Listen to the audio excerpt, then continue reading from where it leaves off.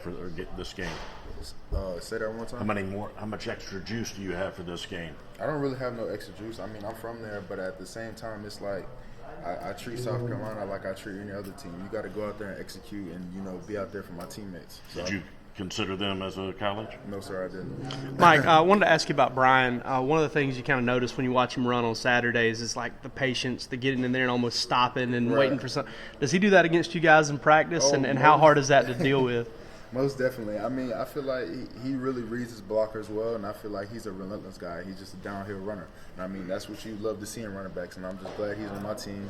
And, you get to practice against guys like that because when it gets to a game, it's like you've seen it all before. So it's like it's nothing new to you. So it's about honing in on what you're supposed to do and getting the offender down. As somebody that think of the slow starts by this team in the last two games.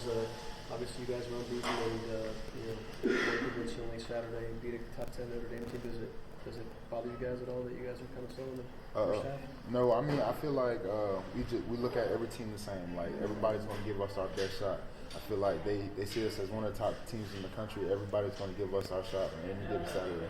So I feel like we just need to go out there and execute. So you think they're getting you like at the top where they have a lot of energy, a lot of emotion, and then you guys are talent's taking over, game plan's taking over? No, it's not even game plan taking over. I feel like they schematically try to scheme up some things, to get at us early, get on top of us early, and feel like that we're going to shut down and whatnot. But at the same time, we go in and hone in on our keys and realizing what they're doing and just going and communicating effectively and executing.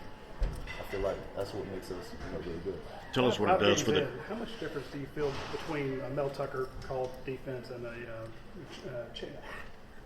the defense that is being called now? I feel like there's you can't really compare the two. I feel like they're both good at what they do, and I feel like they both know how to really capitalize on calling plays at that team, because the team that Mel Tucker had and he was calling plays for is not the same team we have now. So I feel like they just did a good job on both ends, executing and calling plays. You feel there's any difference? I mean, not really. I mean, we're calling more, little bit different stuff, but I feel like it's necessarily all the same stuff. Well, what percent is the same? 67. I mean, we're just we really pride ourselves on havoc now. So I mean, between the two, that's literally the only difference. On the Tate Crowder score, what does it do for the defense to score? I mean, it makes our havoc rate go up, and it just lets our offense know that we got their backs no matter what. Like, we can get on the board as much as y'all can get on the board. So that's really what I have to say about that. Sure. How do you think this team's doing in terms of tackling? I know points per game, yards per game are one thing, but when you guys have been filmed, how much are you seeing the little guys missing tackles here and there? That's more than you expect. I mean, everybody's not going to be 100% with tackling, and I feel like we pride ourselves on if somebody misses a tackle, it's going to happen. There has to be somebody else. That's why we always have to swarm to the ball. So it's like we always emphasize in practice 11 hats to the ball. So I feel like if one person misses a tackle, somebody else should be right there. So I don't really see that as an issue, because I feel like there's always going to be a defender there. But there's always room for improvement. Run defense versus havoc. I mean, those are two different things, but it looks like you guys really prided yourself in your run defense. Can you just talk about that commitment and what it takes to keep teams out of the end zone?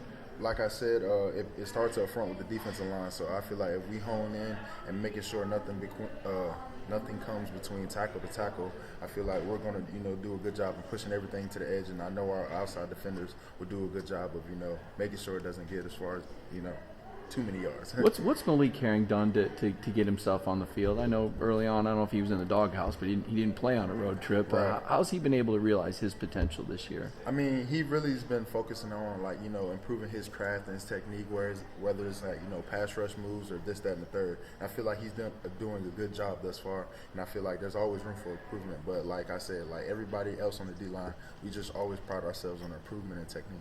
What's the role of a guy like Monty Rice in stopping the run, behind the defensive line, inside linebackers? How do they help y'all? I mean, anything that slips up between us and for the nose and tackles, I feel like two on us, somebody's gonna be free, and I feel like we free up those linebackers a lot, so they can make tackles. So I feel like it's a good team defense. Like if we're holding up these blockers and whatnot, and then you got linebackers coming free, so I feel like that's what we pride ourselves on. When Jordan went down the other day, as a group, as a unit, what was going through y'all's mind? Was it like, hey, we got to all step up here, and what kind of happened there? I mean, we have one fallen soldier, but I feel like we're as strong as our weakest link. So we just knew we had to pick the stack up and just keep going out there and playing. Michael, what do you remember about that game against South Carolina 2 years ago? You guys remember when Kirby started it with the onside kick, kind of Right. what he told you guys about, we might be at the top of the rankings, but we can't be complacent just because of that. Yeah, I mean, Coach Smart always says that you can't be complacent the way you're at. There's always room for improvement. Everything we do well, I feel like we just got to execute. And that, like when we play South Carolina, I feel like he was just. I mean, like I said, everybody's gonna give us their best shot, and I guess we tried some stuff too. So I don't know. Is that